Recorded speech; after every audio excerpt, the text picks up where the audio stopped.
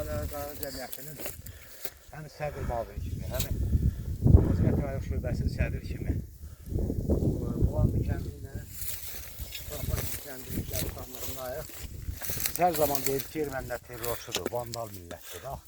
Bu da onsuzluqları qəbirstanlıqda Kropatik Vanlı qəbirstanlığın gözünə görə qoydular. Səngər düzəltdilər. Nə meyitlərimiz yerindədir, nə qəbirlərimiz yerindədir. Her zaman değil. O da bunun yuhutu lahmutları bunların burada qəbirlərin içindədir. Burada ne kadar qəbir sahibi yoxdur, qəbir yox. Seyit Rıza Seyit Fatma nənəmizin qəbri. Allah rəhmət eləsin. Her zaman təşkilat sədri kimi, qazi kimi deyirəm ki, Ermənistan terrorçu millət. Baxın. İnsanların içində səngər qazılır. Ben bilirdim ki, səngər qazılıb bunu bilirdim. Ama gördüm. Şuralar ki geldik gördük. Ben səngər olub. Karşı tərəf səngər olub. O tərəf səngər olub. Her yeri qazıblar. Bu görəşən millət. Bunlar görəşən millət. Kendiniz bak viran koyur. O anda kendi orada viran kalıbdı. Hemen onlar kendi viran kalıbdı. Bunlar bizim dede baba torpağımızı viran edipler. Ondan əlavə bizim qəbirlərimizin içində səngər qazıblar. Her zaman deyirik biz onlarla barışası deyirik.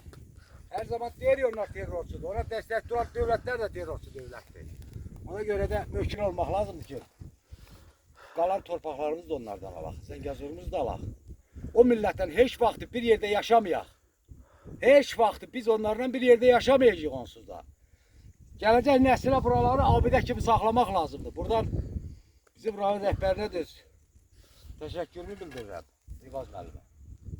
Onlar da buranı çalışıb bir Xocavəndli kimi, Muğanlı bir Qarabağlı balası kimi. İvaz müəllim, bax bu bölgəni çəpərə alınmalıdır. Gələcək nəslimizə göstərilməlidir ki, bax bunlar vandal millətdir.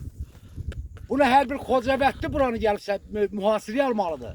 Çəpərə almalıyıq ki, gələcək nəslimizə göstərək ki, bunlar terrorçu millətdir. Gör qəbirlərimizə nə görə qoyurlar. Bunu heç kim də bilməz ki, erməni ilə sülh müqaviləsi bağlayacaq.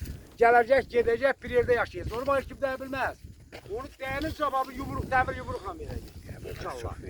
Heç kim bizim torpağımıza gələ bilməz. Heç bir erməni gəlməz. Çünki onlar heç bir haqqı yoxdur. Heç bir iz qoymayıblar qala ki. Sən gəl qəbir yoxdur, qəbir tapılmır. Sən gəl bunu hər bir Xocavəndli baxsın. Xahiş edirəm hər bir Xocavəndli də bu paylaşsın. Bütün nə qədər bizim təşkilatda rayon sədrlərinə xahiş edirəm.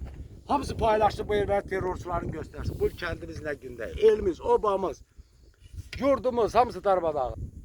Nə qədər də canımızda can var, bura Qarabağa bir erməni, Azərbaycana bir erməni qoymaq lazım deyil. Rədd eləmək lazımdır, geçsin başqa millət, dövlətə. Bizim torpağımıza bir erməni gəlməsin. Allah şəhidlərimizə rəhmət eləsin. Amin. Bu da Seyit babamızın qəbridir. Seyit Rıza Seyit Fatma nənəmizin qəbridir.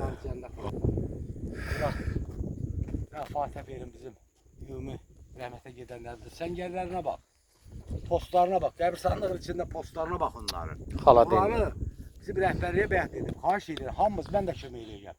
Hamımız gələn buranı bir setkiyə alaq. Qıraqlarında ətrafı sağı sola biz taxılıq əkib.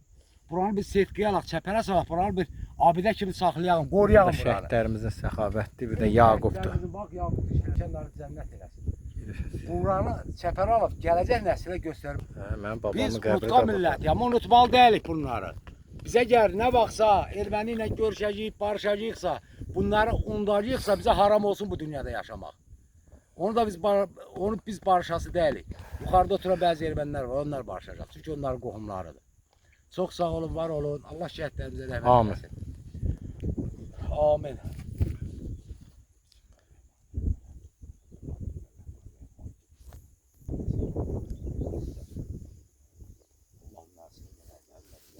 Allah bütün ölənlərimizə rəhmət eləsin. Allah bütün şəhidlərimizə, qəhrəman şəhidlərimizə rəhmət eləsin. Ordumuzu Allah qorusun. Allah veteranlarımızı qorusun. Allah dünyadan köçənlərimizi qorusun. Allah qazilərimizi qorusun. Bəndəki qazilərimizin problemi var. Həll olunmalı dərəcədə göz qabağındadır. Elimiz, yurdumuz nə günlər. Sağ olun, var olun.